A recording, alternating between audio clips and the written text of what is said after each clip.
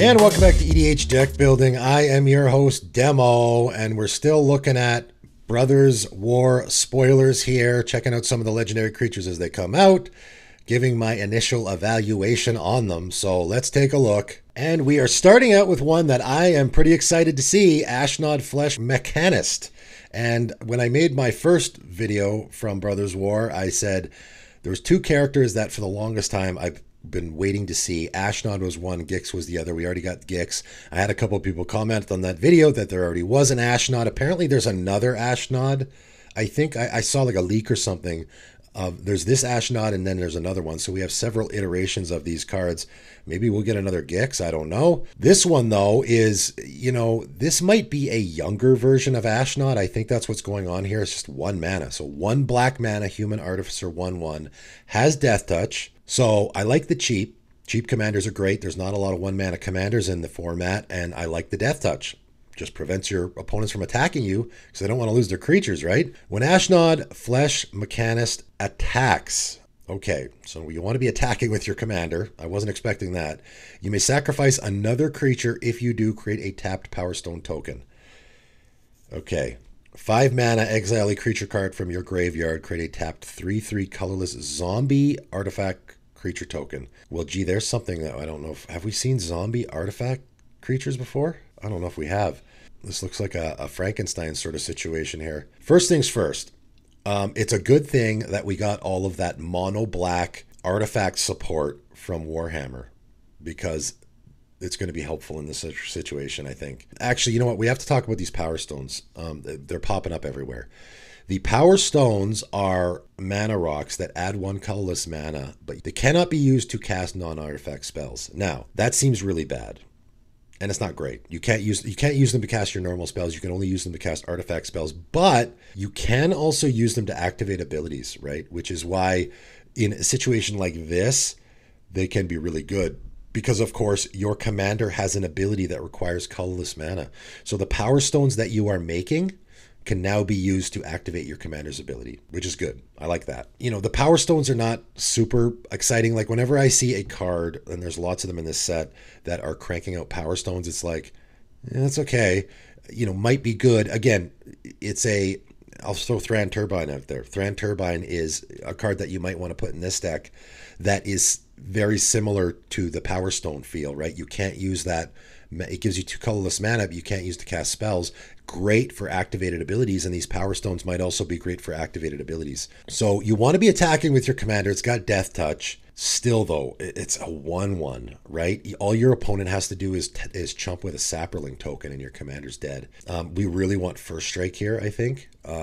Any equipment that gives First Strike is going to be great. Power Matrix, for the millionth time I've talked about that card, gives First Strike, also gives flying. So now not only does your commander have evasion, but if it happens to be blocked by a giant flying angel, it's going to probably kill it first, right? Great fit there. Power Matrix, any equipment that's giving First Strike or flying or both would be great. You're going to need that stuff, I think. You're not going to need it because I guess you don't have to attack with your commander.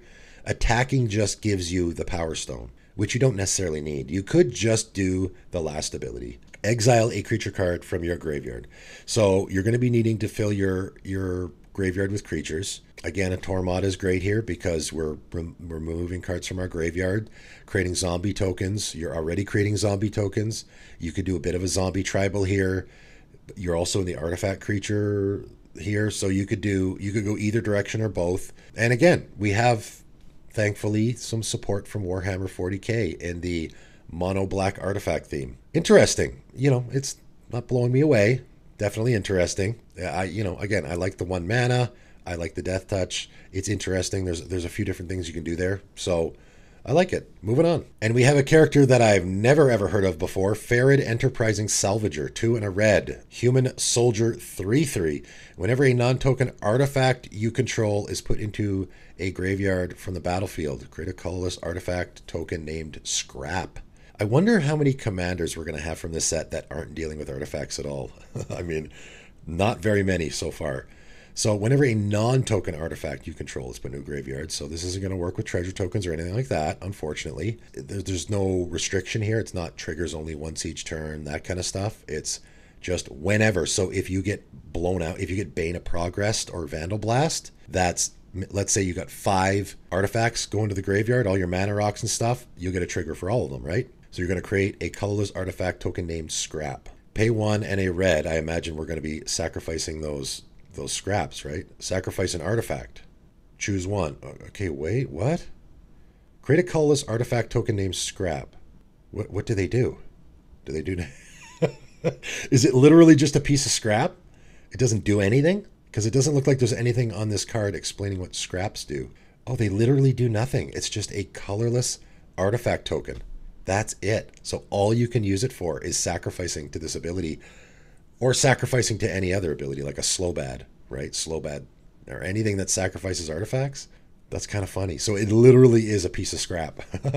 Okay, so you can sacrifice your artifacts, whether it be your scraps or something else. I mean, the great thing here is I can sacrifice my Ichor Wellspring, and then it's a non-token artifact going to the graveyard, so I get a scrap, and I can sacrifice that as well. So you're sort of getting a 2-for-1 here with all your artifacts, which is good. So I'm putting +1/+1 counters on Farid. It gains menace until end of turn. And I just finished talking about in my What Only One Color Does video, or what more so that video was, certain colors can't do. And when you're building decks, it limits you because you don't have a lot of options there. One thing that red is horrible at is +1/+1 counters. And a lot of people said, oh, Steamkin, you know, whatever it's called, the red Steamkin guy, or Taurine Mauler, or, okay, that doesn't, how does that help my commander? Okay, when I'm talking about +1/+1 counter support, I'm not talking about naming a bunch of creatures that put +1/+1 counters on themselves. How does having a Taurine Mauler in my deck help my commander putting +1/+1 counters on himself? He doesn't, right?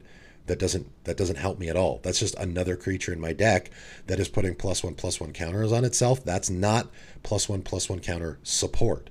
When I talk about support in a certain color, what I'm talking about is, okay, I'm putting +1/+1 counters on my commander. How can I get support for that, right? The Ozolith is a way to do that, because the Ozolith, if my commander dies, all those counters go in the Ozolith, and now I can put them back on my commander, right? That's what I mean by support theme in a certain color, right?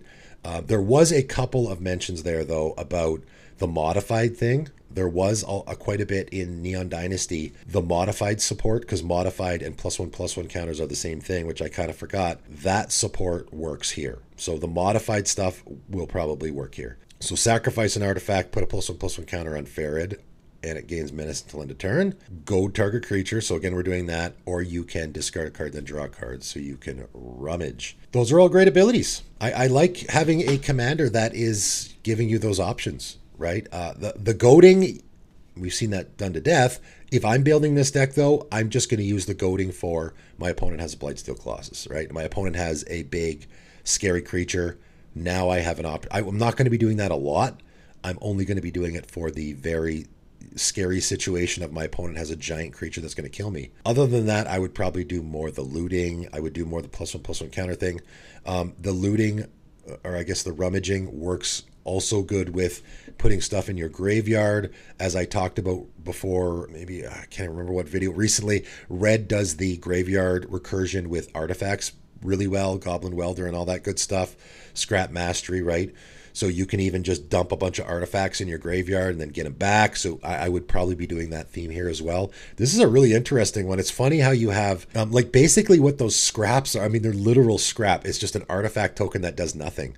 So all it does is basically give you a 2-for-1 where you sacrifice an artifact, create a scrap that you can then sacrifice to your commander's ability as well. Kind of funny. I like it. It's really interesting. All right, moving on. And we got Lauren of the Third Path. So I don't know who Lauren is, but I know the Third Path because you have Feldon of the Third Path, so there must be some sort of connection there. 2 and a white human artificer, again with the, like, literally, I mean, I guess we just had a commander that wasn't an artificer, but 99% of them are. So again, we're going to be dealing with artifacts. I mean, are we going to get any commanders in this set that aren't dealing with artifacts?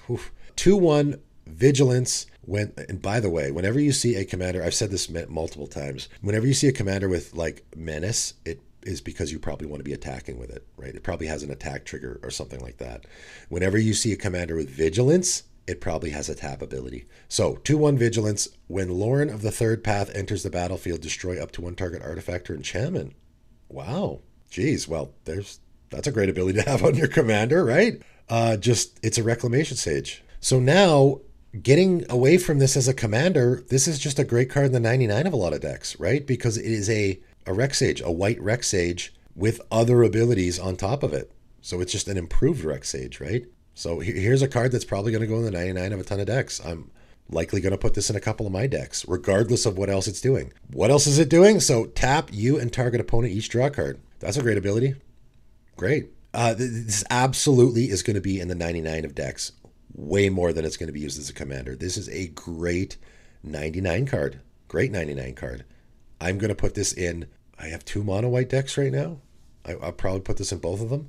Like if I'm in a white green deck, I would probably just swap Rec Sage out for this guy because he's just straight up better. It's like Knight of Autumn, right? Knight of Autumn is just a strict upgrade from a Rec Sage. So if you're in a white green deck, why wouldn't you, right?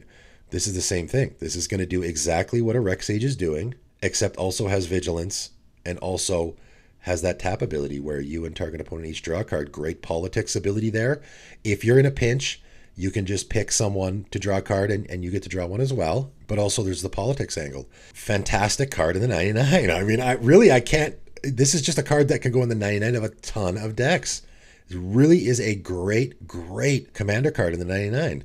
Now, as a commander, again, those abilities are great to have on your commander. Like you could do a blink strategy here very easily. Very easily. You could do a mono white blink strategy because your commander has a great ETB. And then the other ability is just you use it whenever you want to. You could do a sort of an interesting politics theme here because there is a lot of cards in white that are doing this sort of thing, like Secret Rendezvous and that kind of stuff. You could really make a very interesting mono white politics deck, with this as the commander. That would be an interesting one. But more to the point, this is just a phenomenal 99 card in the commander format now. Great. I'm going to put this in a bunch of decks. Really good. All right, moving on. Harbin, Vanguard, Aviator, white and a blue human soldier flying, 3/2. So cheap commander, I like that. Whenever you attack with 5 or more soldiers, creatures you control get +1/+1 and gain flying until end of turn. Okay, we are in a very aggro-y Azorius theme, which is weird. They've been doing this a lot lately. There was that card from Warhammer that I just talked about that is white and blue that I can't remember the name of it, but it wants you to be attacking with a lot of creatures. And I said, that's a great card, but the problem is it's a card that wants you to be in a go wide strategy in Azorius colors, which there's not a lot of decks like that. So maybe they're starting to push into that direction of Azorius being soldier tribal for starters. I think we just had, again, some Dominaria United commanders that were Azorius soldier tribal. So this must be a direction they're pushing into here, which is now white and blue are going to be the soldier tribal colors, which is kind of weird. 5 or more soldiers is a lot to get this ability. Obviously your commander is included here, but having 5 creatures on the table is a lot. It could be a good way to close out the game because of course you're going to give your creatures a bump and then also flying. But man, that's a lot, and that's all your commander has is whenever you attack 5 or more soldiers, right? Other than that, your commander's is a 3/2 flyer. So I guess if you want to build an Azorius soldier tribal deck, that's a decent commander, not great, because it's not going to help your team at all until you get at least 5 soldiers on the battlefield and attack with them, right? You not only do you have to have 5 soldiers, you have to attack with them in order to get this trigger. I mean, getting the soldiers is not hard. Soldiers is a massive tribe in the format, in the game, but I don't know, that doesn't seem like a trigger you're going to be getting very often. So I don't love it. Anyway, moving on. Last up, we have another iteration of Mishra. This time it's Mishra Excavation Prodigy, and I think this is the 3rd Mishra now from this set. The first 2 were pretty good. They were both Rakdos. This one's mono red 2 and a red human artificer 2/1. So again, by the way, the last commander wasn't dealing with artifacts. I think that's the first commander I've seen from this set that wasn't dealing with artifacts. Wow. This one obviously is because it's an artificer. So 2/1 haste. And of course the haste is relevant because we have a tapping ability here. Pay 1 and tap, discard a card, draw a card. And also has, whenever you discard 1 or more artifact cards, add 2 red. This ability triggers only once each turn. So you have a commander that is doing looting or impulse draw, so that there's always, whenever you are doing that, there's a lot of support, right? You can put Surly Badgesaur in here. You can put all the stuff that are doing the discard tribal stuff. Conspiracy Theorist, right?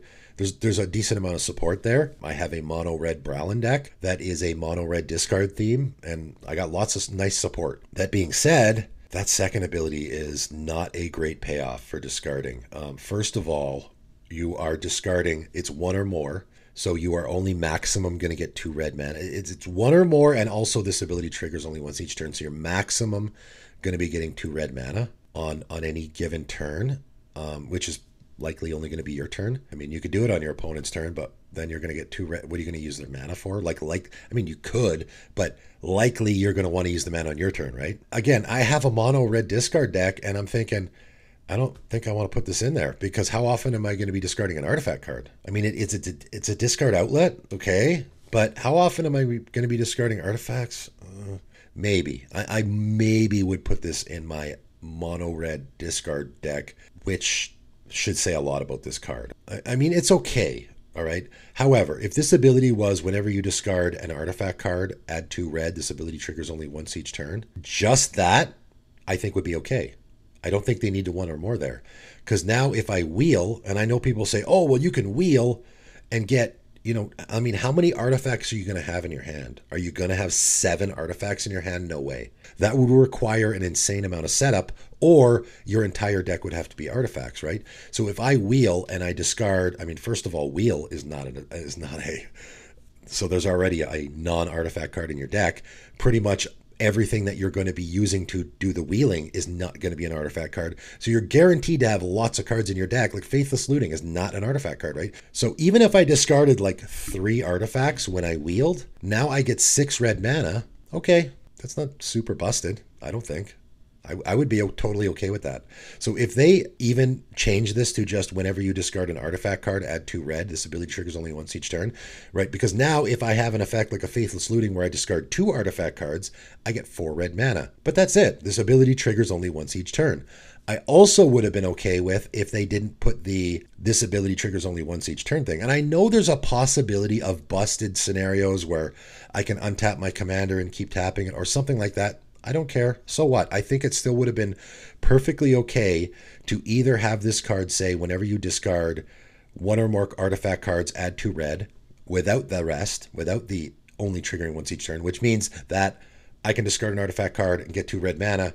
And if I have a discard outlet that allows me to discard for free, I can keep doing it, but where am I getting all the artifacts from? And again, all it turns into at the end of the day is a mana geyser. That's it. If you want a giant ritual effect, just put a mana geyser in your deck. You can already do that. So that I don't think that's even that good. Even if I discard a bunch of artifact cards and this can trigger more than once each turn, I still am just getting a ritual effect essentially. I mean, that's good, but it's not like super busted or anything, right? So I think they easily could have, like, as it stands, I think this guy's just bad. I don't think it's great. It's okay. Like, I mean, if we just play out the scenario here with our commander, I discard a card. It's an artifact. It has to be an artifact card. If it's not an artifact card, I get nothing, right? That's the thing with this, right? This, again, they could have easily said whenever you discard 1 or more cards, add 2 red. This ability triggers only once each turn. That would have made this card still fair and pretty good. Whenever you discard artifact cards, add 2 red. This ability triggers only once each turn without the 1 or more. That would have made this card fair and pretty good. Or they could have just taken off this ability triggers only once each turn, and I still think it would have been fair. So they've nerfed this in 3 different ways. They've nerfed this card. So as it stands now, I can pay 1, and this ability is not even free. I have to pay 1. Discard a card. It has to be an artifact, or I get nothing. Draw a card. Well, I get to draw a card. So I'm still rummaging here. If it's an artifact card, I get 2 red, which is okay. That's just okay, right? It has to be an artifact though, like, which means you're going to have to put a ton of artifacts in this deck. You're going to have to discard them, right? So now if I have an artifact in my hand, like a Soul Ring that I want, maybe I don't want to discard it. Maybe I just want to play it, right? Because obviously playing my Soul Ring is going to be a heck of a lot better than discarding it for 2 red mana. So yeah, this guy's not great. I think they could, like I said, they easily could have changed the wording here to make it way better, and I don't think it would have been busted at all. And again, I'm sure, well, you could have done this combo with da da da da da da. Da. Okay, great. So what? Like, I don't, who cares? There's like a dozen commanders out there already that go infinite with one card. So why would I care about that scenario? I don't, right? I already had a guy talking, I was talking about Drafna and how I didn't think that was very good. And some guy was talking about how with all of the artifact mana reducers, you can you can make a copy of your Ethereum Sculptor and yada, yada, yada. And I'm thinking, dude, you've got like 8 permanents in play now. Congratulations. You can go infinite with 8 permanents in play. I mean, have your opponents ever heard of removal? Are they actually just going to sit back and let you do that, right? So the coming up with the, whenever you're evaluating these commanders, coming up with there's this busted scenario where this thing could possibly happen in Magic Christmas Land, I don't care about that. That's a poor way to evaluate a commander. I'm evaluating a commander based on what's probably going to happen. And what's probably going to happen with this commander is you're rummaging, you get some mana. Okay, it's all right. If you discard an artifact card, you get 2 red mana. That's about it. So, not great. Anyway, let me know what you guys think of these commanders in the comments below. We've definitely gotten some interesting ones so far. Like I said, I think that one soldier commander was the first one I've seen that wasn't dealing with artifacts. This set is so heavy on the artifact theme. So, yeah, I've already had people commenting, let's start making a list of stuff that deals with massive amounts of artifacts and stuff. And I do have a lot of those cards in mind, so maybe I will have to make a list of that. But let me know what you guys think. That's it for today, and thanks for tuning in.